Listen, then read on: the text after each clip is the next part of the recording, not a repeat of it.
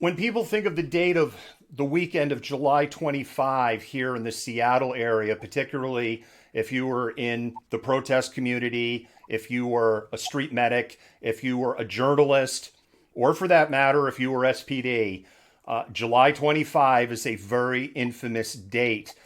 July 25 wasn't just super spicy for Seattle, it was super spicy across the United States. And there were major incidents that happened. And one of the biggest ones that happened on that weekend was in Austin. I'm going to tell you a little bit of a backstory, but first, what I'm going to do is I'm going to roll a little bit of a clip. We're going to fill in some blanks. I'm going to roll another clip, and then we're going to have an interview on an individual that witnessed this event that happened in Austin back on March 29. So first, let me tell you the story of Garrett Foster. Everybody back up! A 28-year-old named Garrett Foster was shot and killed Saturday during a Black Lives Matter protest in Austin, Texas. His aunt spoke to CBS's affiliate there. His wife being African American and he being a champion of justice and wanting to make sure that all people are treated fairly and equally, he was at those protests diligently. Authorities say Foster was holding an AK-47 and walking toward a car as shots were fired from inside the vehicle, hitting Foster. Jenny, of course, it's been a lot of sadness, a lot of frustration, but then on top of that, a whole lot of respect for Garrett Foster. Now, many of the people here tonight have been marching with Foster for the past weeks and months during these protests. The vigil got started around 7:15. It was originally scheduled for 8 o'clock this evening, and people held moments of silence to honor Foster, and others continued the chants we've heard throughout these protests.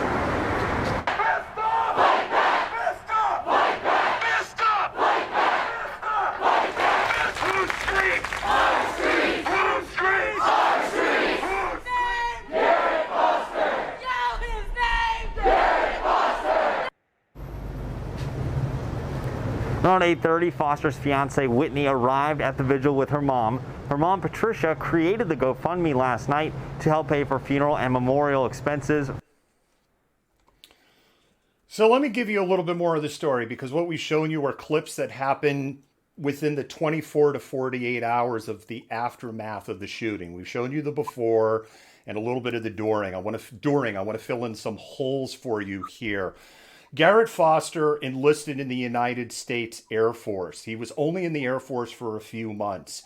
And his fiance, who by all accounts that he adored, Whitney Mitchell, became very, very ill with a mysterious illness. And Whitney got sepsis. And because of her illness, she had to have her arms and legs at the above the knee and above the elbows amputated to save her life. Garrett got essentially a hard luck discharge, an honorable hard luck discharge, because he had to become the full-time caregiver for Whitney. And by all reports, Garrett and Whitney's love was a love of the ages. They adored each other. And you think about a 19-year-old young man with his entire life in front of him. A lot of 19-year-old young men starting a military career, looking at a potential lifetime of caring for a fully disabled spouse, would say bail. Garrett was a good guy. Whitney wanted to go to the Black Lives Matter protests, and Garrett was supporting her in that because she was black, and they saw firsthand the unacceptance that they had as a biracial couple. Garrett was carrying an AK-47 because he was carrying it to protect himself and other protesters. And Texas is an open carry state, and Texas certainly has a reputation of loving its guns. What happened that night is that a car drove through the protests. And among the people who were almost hit was Whitney in her wheelchair.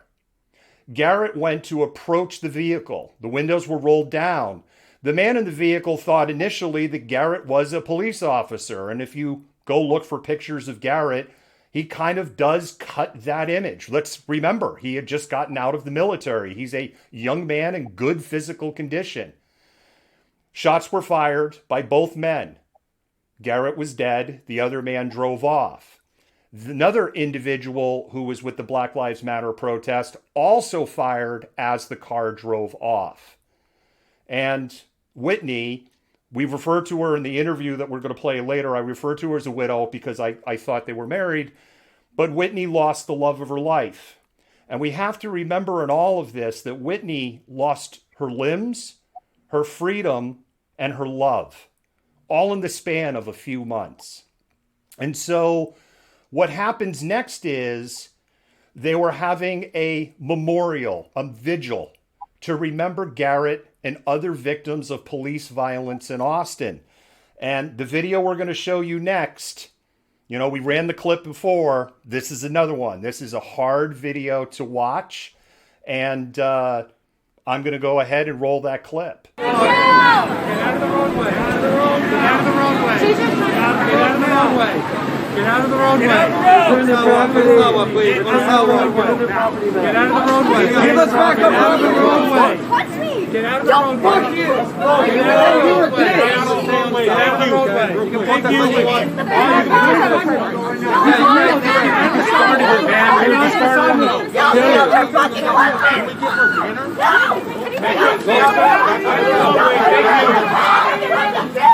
What the fuck? She's falling. She's falling. What the fuck? You're throwing her out of her chair on the sidewalk. You're throwing her out. Let her go. Hold the chair. Hold the chair. Hold the chair. You're throwing her out of her chair. Hold the chair. You pushed her out of her chair. What the fuck? You pushed her out of her chair. Fucking raise that. That is what the police are. Code 8110. Code 8110. You just pushed her out of her chair. What the fuck?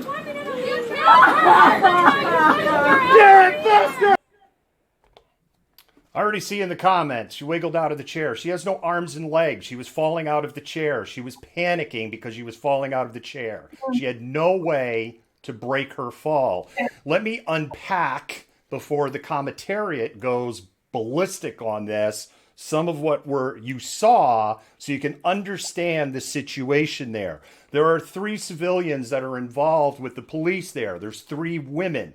The first woman is pulled away by the police. She tries to come back. They push her back. That is a friend of Whitney. The other woman, the woman that is arrested, is Whitney's full-time caretaker.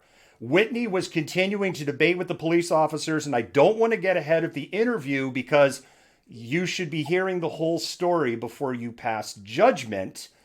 And they arrested her caretaker, the person that was not only responsible because she doesn't have arms or legs, but the person that was charged with pushing her back to safety and the person that was enabling Whitney to engage with the police officers in the first place. Do not lose sight that Whitney is at a vigil for her fiance who was killed during a Black Lives Matter protest last summer. Have a little empathy in the comments. Jennifer, I'll let you. I've gone enough. You can. Yeah. Did somebody really say she wiggled out of that chair? Like how? Yes. They were in the comments. LOL. She wiggled out of the chair. She has no lower arms, no lower legs. How did she wiggle out of that chair? Like, clearly you're a doctor, you have some knowledge of anatomy, let us know, because I have no idea how that works. I am not that kind of doctor, but still I'm smart enough to know that that is not what happened there. Also, need I remind people about interracial marriage and the way that interracial marriages have been treated. It was 1967, Loving v. Virginia, that overturned interracial marriage. That's what, 50 years ago? 50 years ago. So I don't want to Women hear. couldn't own property in Texas until 1976, Jennifer. I'm not in the mood for that tonight. We were able to interview the individual that took that video. His name is Jonathan, And Jonathan's video is going viral tonight. And we have this video interview that we've done. I wouldn't necessarily say it's an exclusive interview, but we're one of only two news agencies in the country, at least as of tonight, that have spoken with Jonathan. And with that, in his own words, this is what happened. Jonathan, thank you for coming on the show. You're welcome. And we understand you were in Austin and you were the streamer that shot the video of Whitney getting dumped out of her wheelchair by Austin police. That video is going viral, over 350,000 views on Twitter and retweeted by George Takei. The world needs to see what happened on that day. Whitney Mitchell is the widow of Garrett Foster. Theirs is a tragic story. Garrett went in and enlisted in the United States Air Force. He was given an honorable discharge just after months of joining because Whitney got a mysterious illness. She ended up with sepsis and they had to amputate her arms and legs. Yes, he was her caretaker. And he was providing anything that she needed, any kind of necessity that she had. He protected her and kept her safe. On the night that he died, that's what he was doing. He was protecting Whitney. He was a permanent gun carrier in the state of Texas, and an individual attempted to drive through the protest. Daniel Perry tried to drive through the protest. Daniel Perry had made threats against protesters on Facebook and other social media platforms in advance to what he did.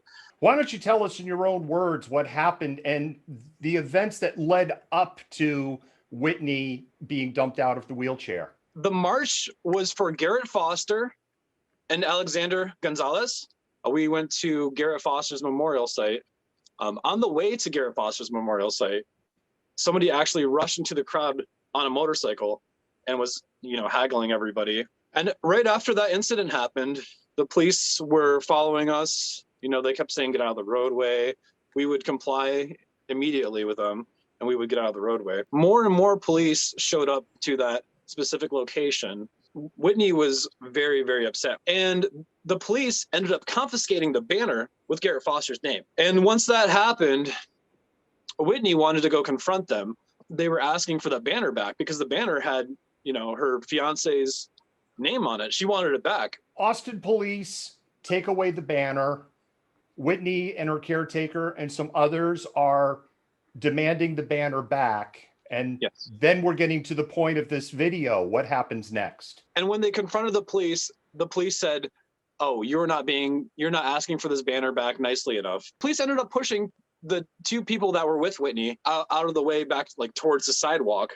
And then one of them ended up getting arrested, which is Whitney's best friend and caretaker. Brian Yarger, whose badge number is 6499 of the Austin Police Department, he ended up pushing the wheelchair back towards the street.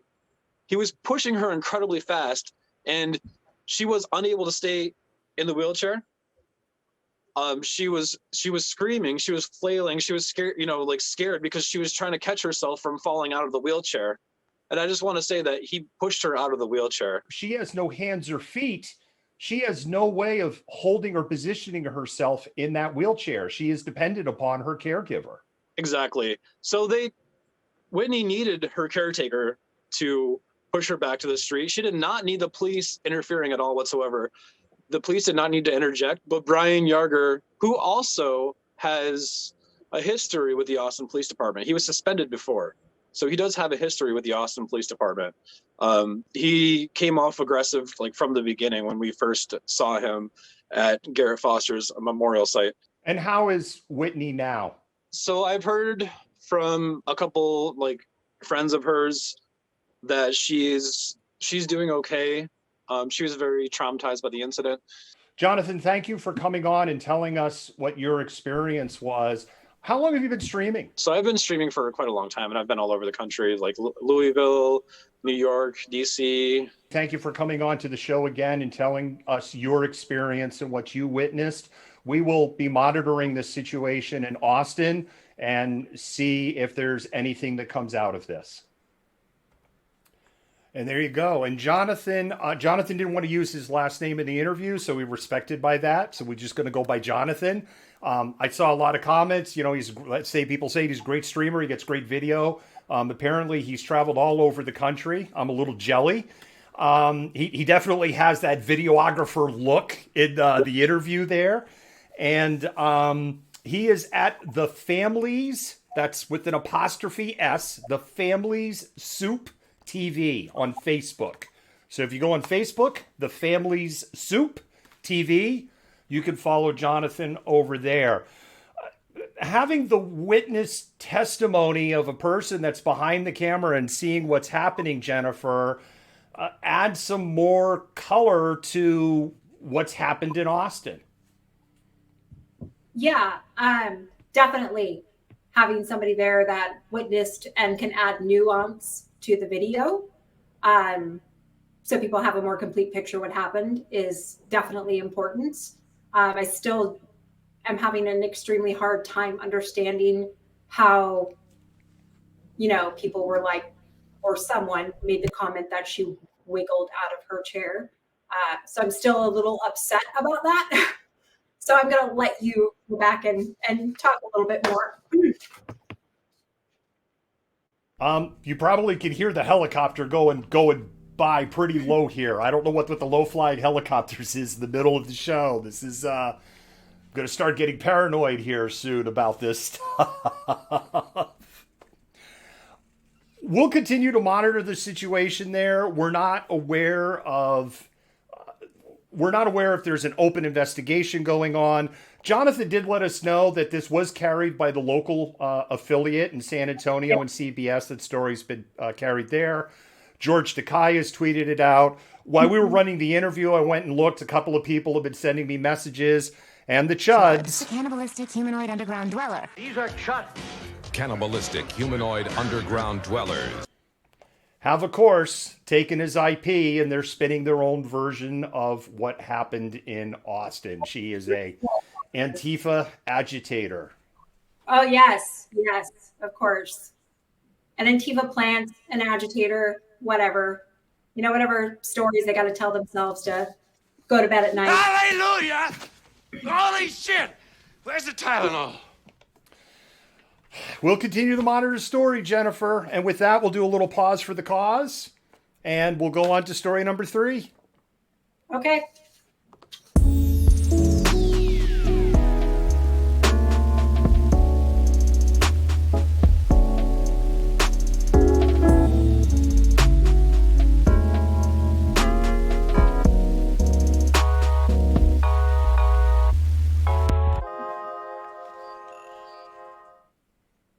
Hi, Malcontents. I'm David, the Malcontent, and I'd like to talk to you for a moment about supporting independent media. When you support us, you help us bring the before, during, and after. You help us defend the First Amendment.